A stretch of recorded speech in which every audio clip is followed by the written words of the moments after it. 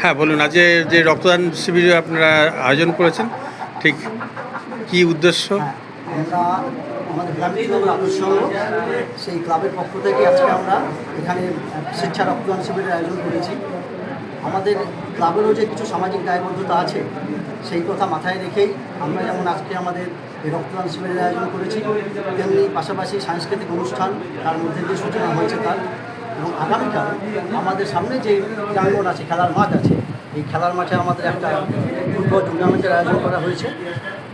এই সমস্ত অনুষ্ঠানগুলোকে সামনে রেখে আমরা চাইছি আমাদের এই অঞ্চলে যে যুব সমাজ এবং পুরো যে আমাদের যে এখানকার সমাজ, সেই সমাজের সমস্ত মানুষকে আমরা একসঙ্গে ঐক্যবদ্ধ করে আগামী দিনে আমাদের ক্লাবকে আরও সামাজিক কর্মকাণ্ডের মধ্যে জড়িয়ে তাদেরকে সঙ্গে নিয়ে আমরা এই কাজগুলোকে আরও সুচারুভাবে করতে চাইছি।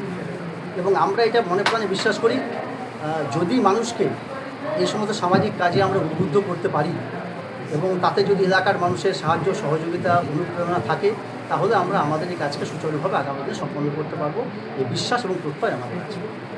আপনার নাম? আমার নাম হচ্ছে অসীম দাস, আমি হচ্ছে আমাদের এই ক্লাবের আদর্শ ক্লাবের সভাপতি। এখনো আপাতত কতজনের ব্লাড নিয়েছেন?